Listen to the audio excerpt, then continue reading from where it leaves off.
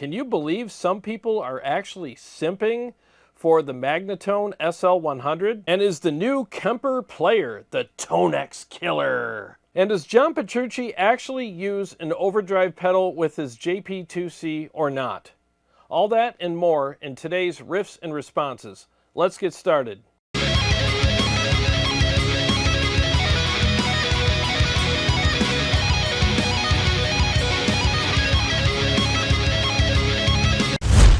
Hey guys, thanks for joining me for today's episode. I really appreciate it. And by the way, Merry Christmas. It's Christmas today, and I hope you guys are enjoying time with your family and your friends and all your gifts and, you know, all that happy stuff. And I hope you're enjoying your time with me as well. So thanks for spending a little bit of your Christmas with me. I really appreciate that. Everybody needs a few minutes away from the relatives and that weird uncle. So thanks for hiding out in the bathroom and watching my video. All right, so first off, I haven't played this guitar on the show hardly at all. This is the JP15, and I absolutely love this guitar, but for years, I had it tuned to drop G. It was just freaking way down, and I don't have any mixes that I would use this on, so I never played it on the show, or at least rarely. And the other night I decided, you know, this thing's just rotting in the case. I got to get it out and just change the strings and set it to standard tuning. So I set it all up, and man, this thing plays like a dream. I love it. I love this roasted maple neck. And this is the most stable guitar that I have. I mean, you could drop this thing down a flight of stairs and it would stay in tune. I mean, this thing's insane. Really, really nice guitar. And when I set it all back up, I mean, it was like that. Stayed in tune, no problems at all. This is just one of those guitars, I think that's one of those special unicorn ones that came off the production line, and it's just perfect. It's such a great guitar. So I'm glad to be having this thing on the show on a regular basis from now on. I really missed this guitar, and every time I played it in my living room, I was like, why don't I just change the tuning and play this more often? Because it really is a great guitar. So I'll be playing that for the whole episode today, and I'm looking forward to it. So let's get right into the questions and comments now. All right, so this first one is from Metalhead, and this is on my announcement of the new Kemper player. And he says, I met two of Kemper's engineers, developers, one online and the other at a music trade show. I asked both of them the same question. Do you think there is any possibility that you will ever make a scaled down device without profiling capabilities that just loads existing profiles? In other words, a Kemper for those of us not interested in profiling amps for themselves. Both of them told me absolutely unequivocally no. The guy at the show actually laughed at me and said that the technology they used was built around profiling capability and such a device would never be made. Dude, if you're reading this, never say never.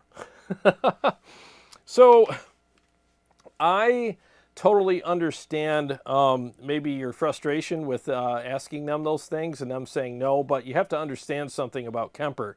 I'm sure everybody that works there signs an NDA in blood so that there's no leaks of any information. And even when you watch, you know, interviews with Christoph Kemper, I mean, he never, gives anything away. Every time people ask him about anything new that's coming, he folds his arms and says, why?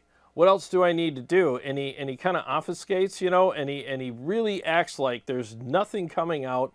And I feel like the harder he, you know, holds his cards to his vest, the more I know that something is coming out.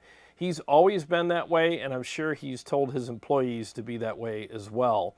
So I get it, because the thing is as a business owner myself, I understand his mindset with that, because as soon as he announces something new is coming out, well, guess what happens to the sales of the current models? They drop down to nothing, or quite a bit anyways, and now he's not moving units. And the thing is, that just isn't good for business, you know, because a lot of times when companies release a new unit, it has nothing to do with the ones that are currently available for people, and they don't want to ruin their sales with something that might be an add-on product or whatever. But if they give you a not so clear message about a new product possibly coming out, sales are going to drop because people don't know what that product is or if it has anything to do with the current model or whatever. So I get exactly why they say that. So I never expect when I interview anybody for them to give me any kind of inside information because they just do not want leaks. They don't want it to ruin their business and sales of current models that are available. And shout out to Tone Junkie. I saw him interview Chris Kemper a while back, and he asked him point blank, is there a new Kemper coming? And what did he say? Well, maybe I should go back and start making keyboards again.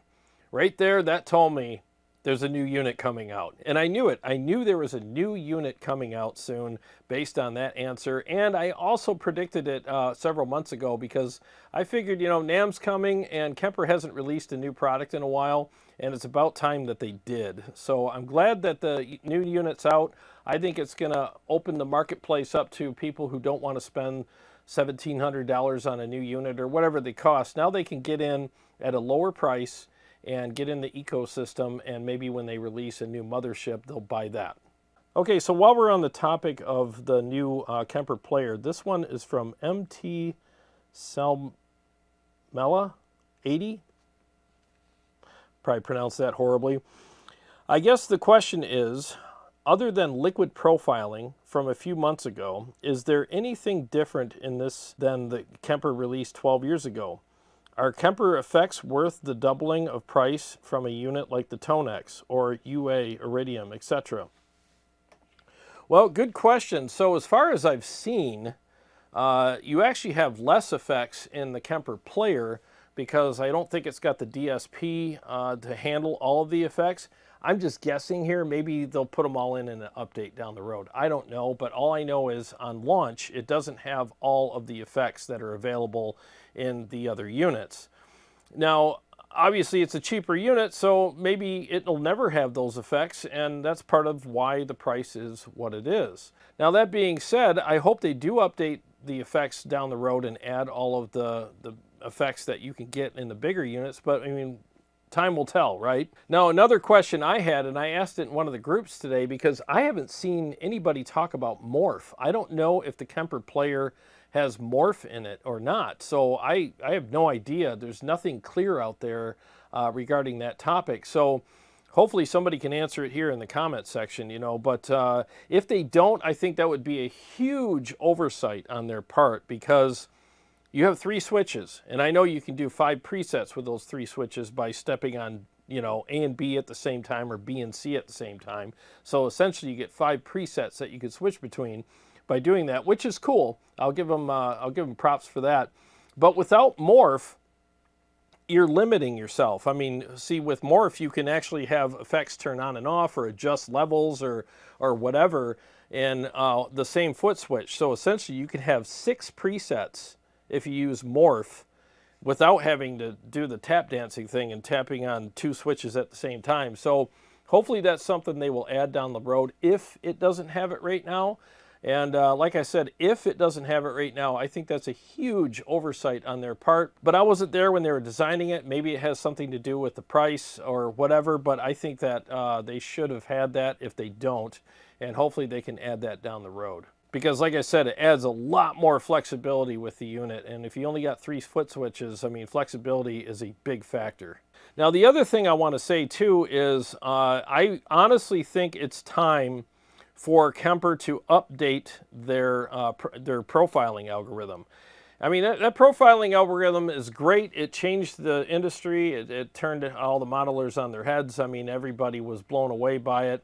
So at the time, it was like groundbreaking. And I got to give Kemper props for that. It's an amazing, piece of tech. It really is. But over the years, things have changed, and people are noticing, at least I am anyways, and several other people I know, especially if you do profiles like I do, there's amps that it doesn't profile very well at all. And it can be pretty inconsistent at times down here when I'm doing profiles. There's days I've come down here and tried to profile an amplifier and spent like two or 3 hours trying to get it to sound right, and the definition's at 4, and things just don't sound right. It doesn't feel right, and I'm like, what the hell's going on? I know how to mic a cab. I know how to set an amp up. I got good mics. I got everything the way I need it, And I don't know why it's just being twitchy today and not wanting to work with this particular amplifier. I'll either get super mushy, low definition tones, or I'll get a half-cocked wah sound out of a certain amplifier, and it drives me out of my freaking gourd when that happens, and I can't figure out why it's doing that. So because of that inconsistency, I'm hoping that they update the algorithm that does the profiling sometime soon. I mean, it's about time. If I had my choice between a new, Kemper player or an updated algorithm, I'll take the updated algorithm 8 days a week and twice on Sunday. I really would. I think that that's very, very needed right now. And on top of all of that, I think that other units that are coming out now that do profiling as well, I think they do a more consistent job. I mean, my Tonex, every time I profile with that, profiles come out freaking amazing. Very, very predictable, very consistent. I don't ever have any weird anomalies with the amplifiers. I don't have like weird mushy tones or half-cocked wah sounds out of them at all. They all sound amazing. So their algorithm works very well. Same thing with the Quad CORTEX. I love profiling with that. Every time I come down here to do profiles, I always check them before I upload them to the cloud because I'm selling them. But every time I check them, I'm like, why do I check these? Because they sound amazing. I have no issues with anything ever with the Quad CORTEX or the Tonex. Very consistent, nails the amps perfectly, no issues whatsoever, and I think that they do a better job as far as consistency is concerned.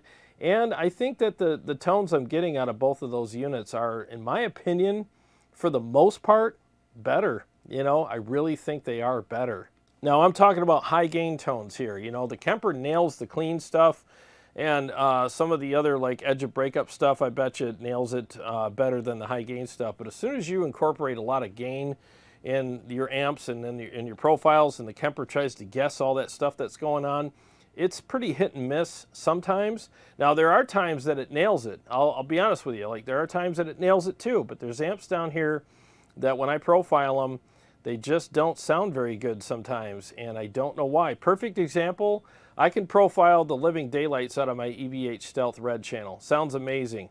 As soon as I switch to the blue channel, big pile of mush.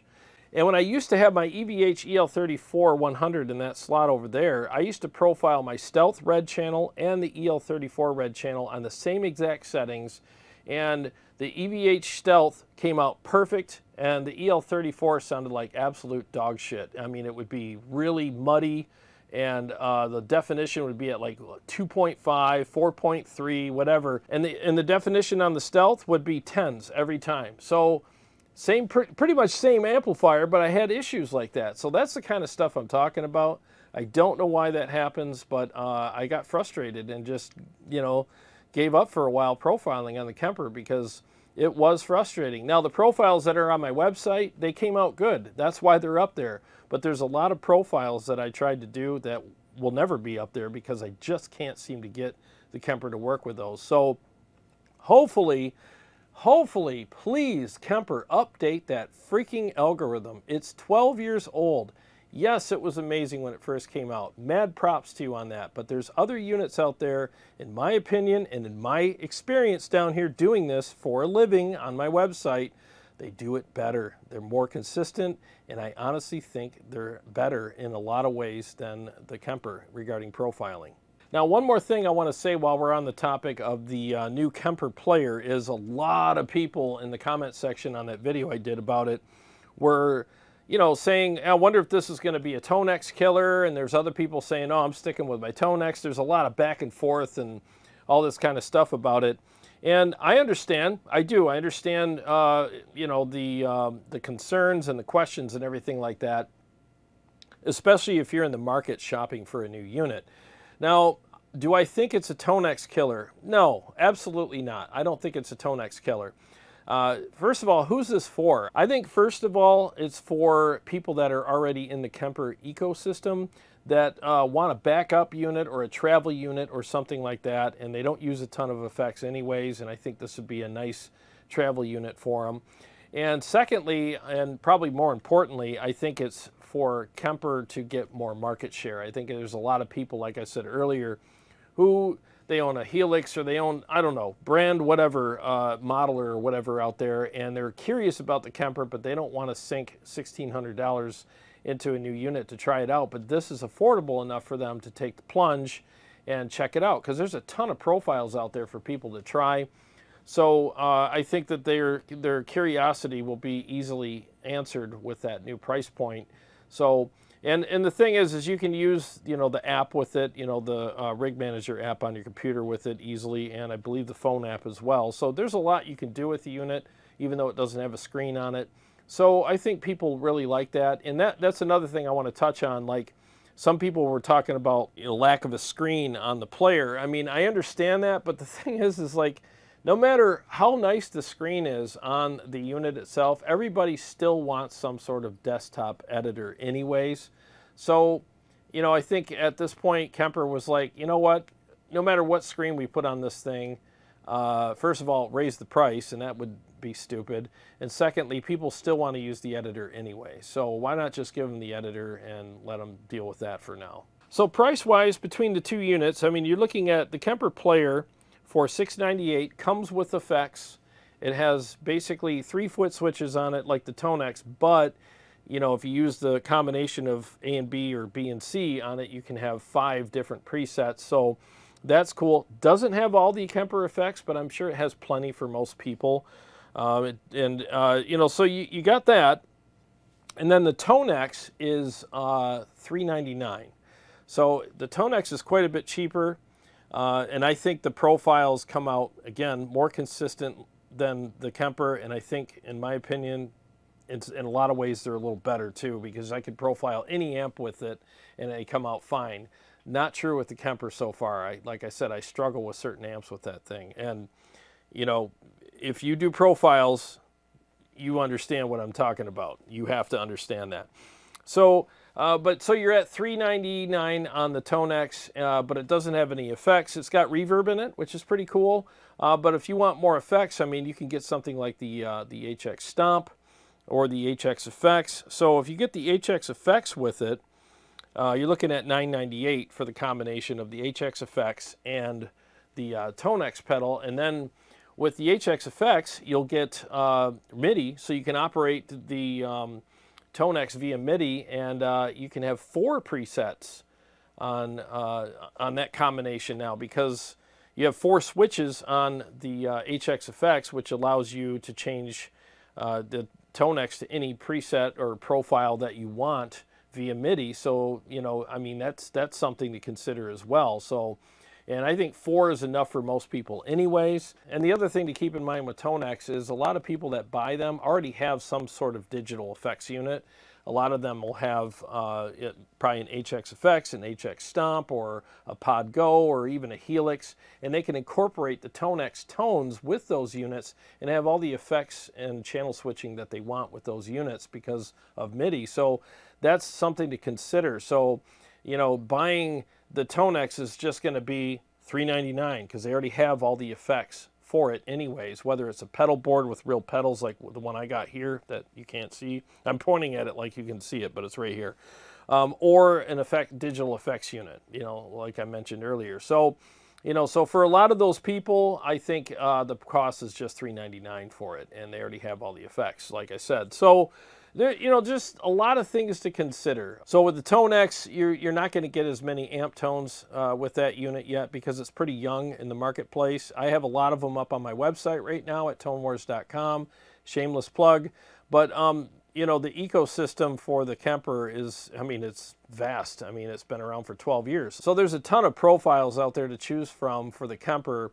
But I think there's quite a bit out there for the Tonex now, and it's growing, and they have their own marketplace, and I hear it's doing really well. So I know I'm selling the living crap out of, you know, capture packs for the Tonex for my website, and I'll be on Tonex's website very soon as well. So, you know, I think there's plenty for everyone to choose from between both units. I mean, so basically, you just have to look at the features of the units and the form factor and the price, and make the best decision that works for you. I don't think either one of them is going to cancel the other out. I just think that depending on your situation and your budget and what you already have or don't have to go with those units, or for those units to replace, you'll make the best decision that works for you, and you'll be happy with it. But I'm going to say it one more time. Please, Kemper, update the freaking algorithm. It needs to be updated. It really does. All right, so I'm really excited to play this guitar. I mean, it just sounds amazing. So let's hear this guitar with the JP Mark II C Plus in a couple of mixes.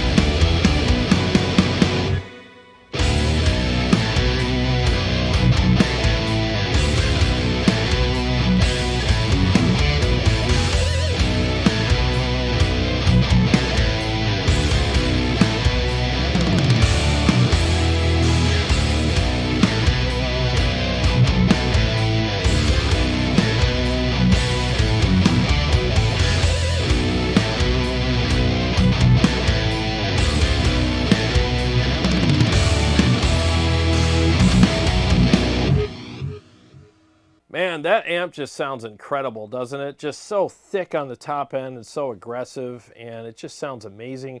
And by the way, I played that JP with the Oddfellow Caveman pedal in those mixes, and oh my God, it just sounds killer. I'll be playing a couple riffs for you with that combination now. It just sounds awesome.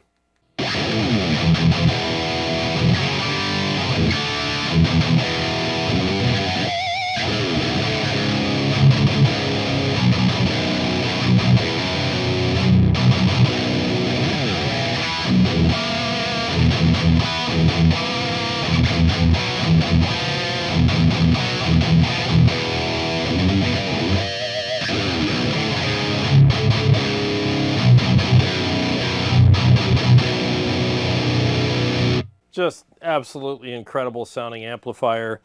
So if you have that amplifier, try the Oddfellow with it. I think it sounds killer. It's so big and fat sounding and aggressive. And while we're on this topic, let's go ahead and cover something right now. Somebody was asking me about in the comment section. So this is from Swampster70. He said, overdrive pedals in front of a Mark series amp, in my humble opinion, is a bad idea. It's one of the few amps that really doesn't respond well to it. Respectfully disagree. Anyways, he says, the only Mesa amp that seems to do well with it is a rectifier. Rectum of fire. Nice. Just my humble opinion, but an EQ pedal with an added output works better for the Mark series. You know, I think you got a good point there. I really do, because I've done videos with the EQ pedal used as a boost, and it really does do well. So I could go along with that, depending on, you know, how you adjust the EQ a little bit and slam the boost in the front. I think it would sound really good. So I'll give you props for that. Absolutely, I agree. I don't know if it's better than one of the pedals that I'm using here, but it's definitely another flavor you can use. Maybe the fact that guys like Hetfield and Petrucci don't run an overdrive into their heads gives a clue. Just saying. If only Randall Smith would come out of retirement just to do a reissue of Crunchberries. I'd sell my kids for that. Well, hey man, thank you Swampster70 for commenting. I appreciate it. And I get that from time to time on here whenever I play one of my Mark Series amps. People are like, it doesn't need a boost. Well, here's the thing. I like it with a boost. I think it takes a boost really well. I mean, an EQ pedal set up as a boost pedal also is a boost. So I guess they do take boost pedals very well. And I just proved it with the 2 mixes that I did and the riffs that I played. Now, to each their own. Everybody likes different stuff. That's why there's 8 trillion boost pedals out there. But and that's why I got like several on my board, because depending on the amp, I'll pick a different one, you know. But I think it very much benefits from a boost for this type of music that I play. Now, regarding John Petrucci not using one, well, I watched every single one of his rig rundowns because I think they're awesome, and his tech, Maddie, is amazing, super smart guy, and it's great entertainment, and I always learn something from watching them. So here's some pictures from a lot of his rig rundowns where Maddie opens the pedal drawer, and what's in the pedal drawer every single time? A boost pedal. You know, and he cycles the boost pedals out like night by night. Maddie says it in every video. Oh, this is the rotating thing here. This is a revolving door. We're always changing boost pedals out. Now, if John doesn't use them, why does he rotate them out? I mean, if he's like, yeah, I'm feeling this tonight, or I'm feeling that. If he didn't use it, why would he ever rotate it?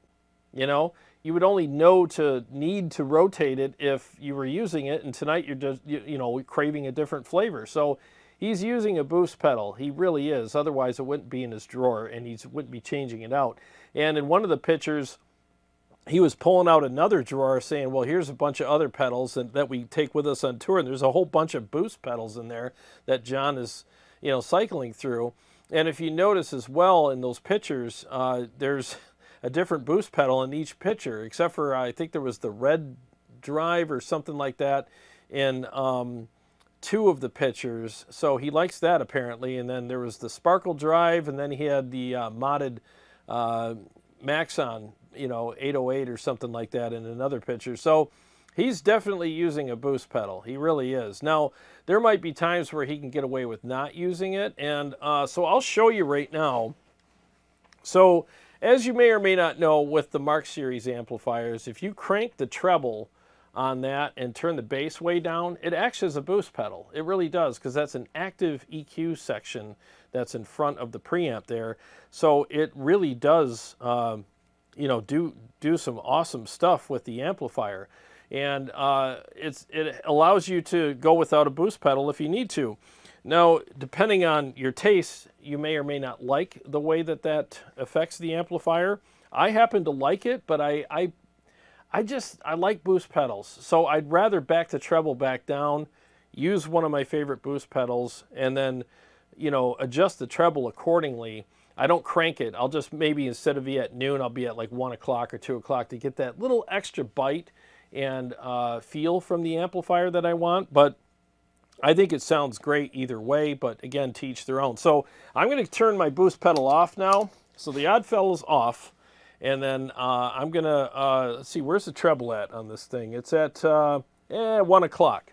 So I'm going to start out with it at 1 o'clock. I was going to use my other camera, but I got lazy, so I'll just tell you what I ended up doing. I'm just going to crank it all the way up and show you the difference.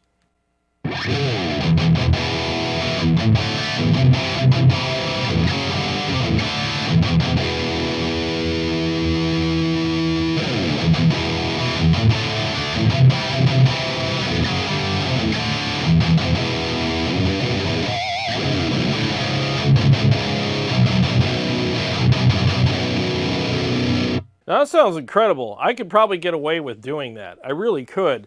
But let me take the treble back down to noon. Okay, I'll just put it at top dead center, and I'll engage my Oddfellow caveman pedal and adjust the treble to get that little extra kind of bite that I want, and see how that sounds.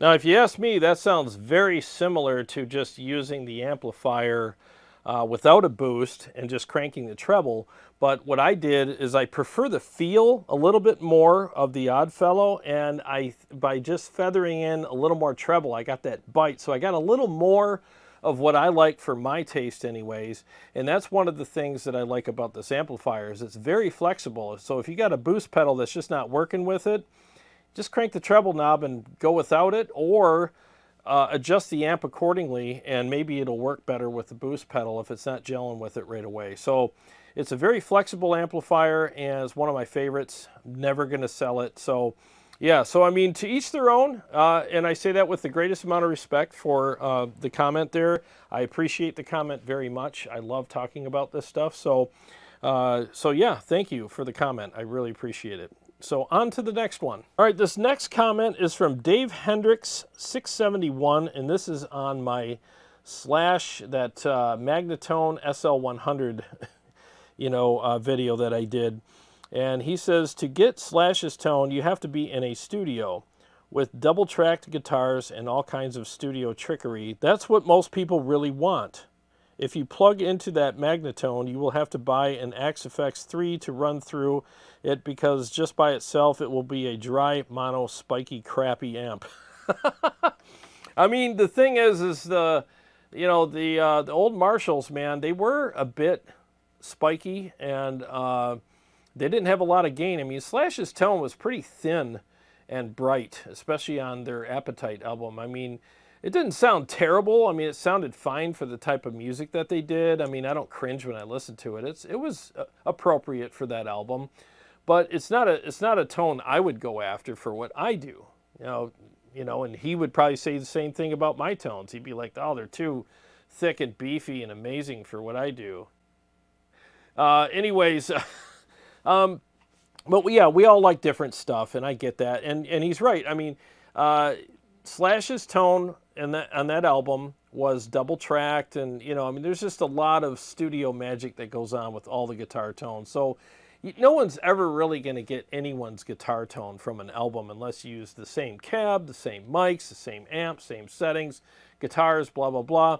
I mean, you can get close if you want Slash's tone. You can get close if you just buy the amplifier and dial it in the same way. You can get pretty damn close to it. But album tones, it's a little tough, man. So you made some good points there, Dave. I appreciate the comment very much. And yeah, an Axe-Fx 3 would help out, especially with the effects and stuff like that as well. And to the Axe-Fx 3 comment, I'm sure he was probably referring to the fact that Axe-Fx 3 has a lot of very similar amps like Silver Jubilees and stuff like that in it, that you can get that amp with a combination of whatever cabs Slash was using in the studio and mics, and get really close to it with an Axe-Fx or something like that too. So yeah, I think you'd be better off getting something like that if you're looking for the exact album tone, because again, you're using the mics, the cabs, and all that other kind of stuff. And there's a lot of people that dial in stuff on the Axe-Fx that they sell those presets that come pretty damn close to album tones. So again, you have a better chance of nailing album tones with the digital platform than you do an amp.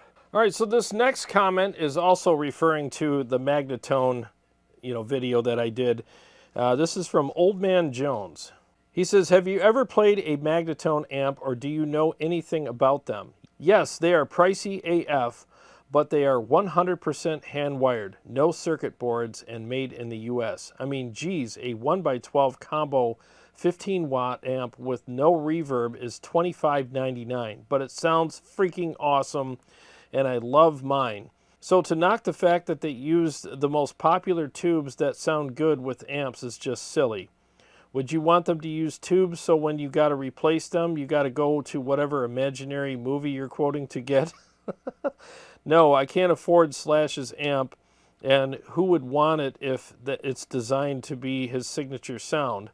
Just make fun of the price because it is ridiculous, but probably sounds freaking amazing. Well, Old Man Jones, thanks for commenting. I appreciate it. The thing is I was making fun of the amplifier's tubes and all the normal stuff that came on it because for that kind of price, it should have something special. It should have something unique about it. And when you go on Magnatone's website and read about the description of the amplifier, all it is a glorified Silver Jubilee. So if you want Slash's tone, just buy a Silver Jubilee and spend literally half the amount of money and get the same sound.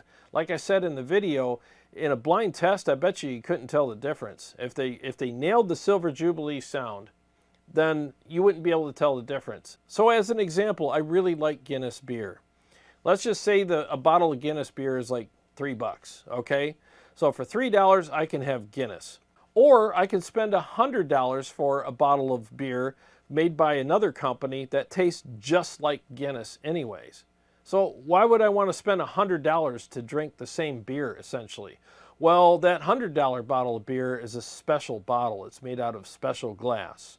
And, you know, the hops that they used are organic. And I don't give a shit, you know, because at the end of the day, I'm not going to eat the bottle. So what do I care if it's special glass, number one. And number two, if it tastes exactly the same and has the same alcohol content, whatever, what do I care? Why would I want to spend $100 more, you know, when I could just have the original and it tastes awesome and I get to save a bunch of money. All right, so this last comment is from Hector69. He says, the best guitarist ever, Mr. Eddie Van Halen, made his guitar accessible for all of us. I agree. Very good point. He was humble, and his amps and guitars, both PV and EVH, are affordable, and the EVH gear amps are beautiful. And compared to Van Halen and many other great players from the 80s, Slash sucks. If I was going to pay that kind of money, it wouldn't be to sound like basic bitch Slash.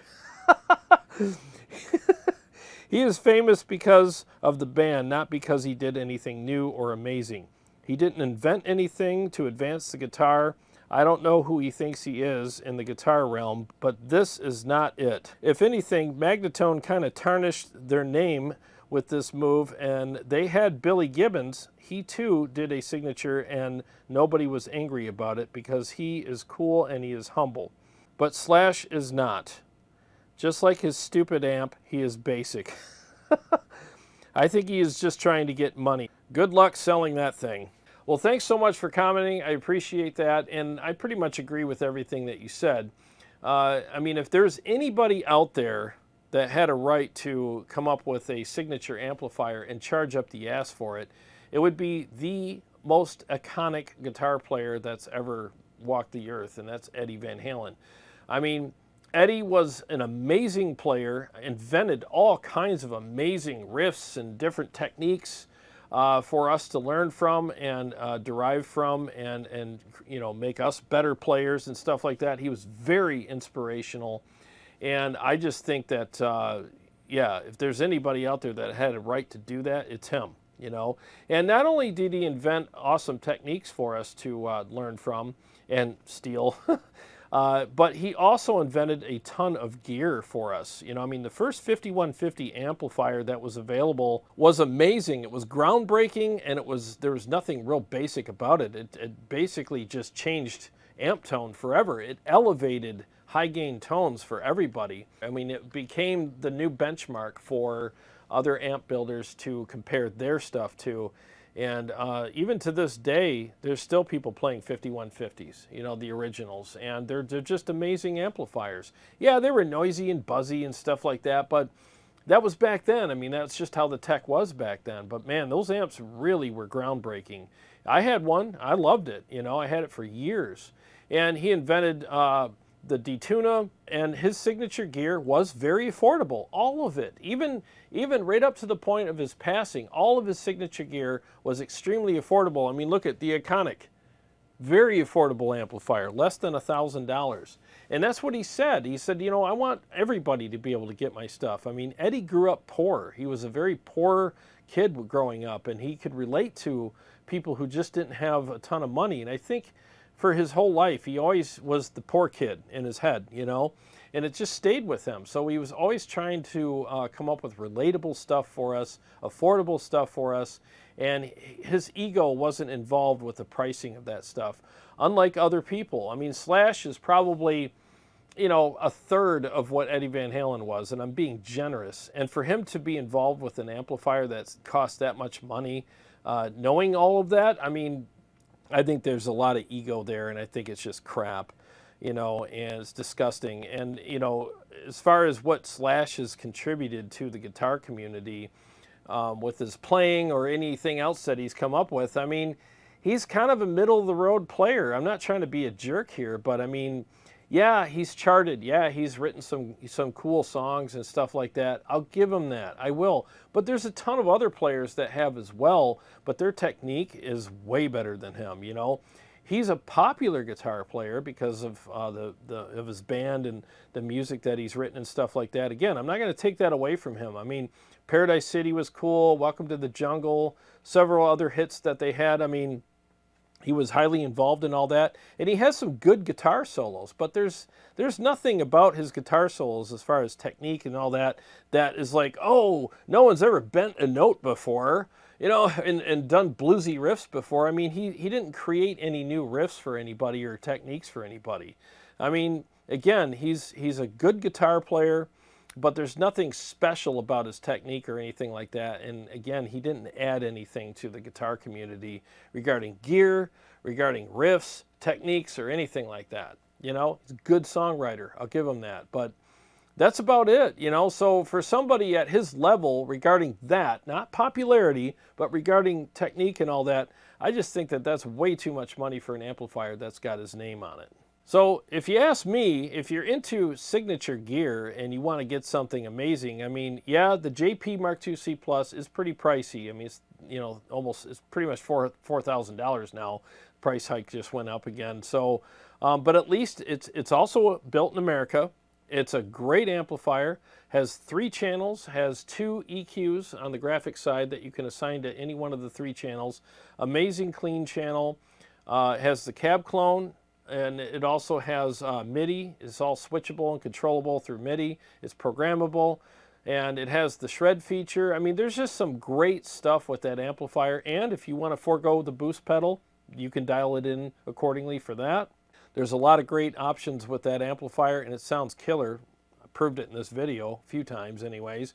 Or if you want to save some money and get something super gnarly, I mean, the EVH Stealth 100 or the 50 watt is also great. And it's very affordable, and it's definitely the most brutal amplifier out there. I don't think I've ever played a more brutal amp than the EVH Stealth. That thing is just nasty. Or if you want to save money, get the EVH Iconic, and it's also a great amplifier. So, you know, signature gear's out there, and I think there's a place for it.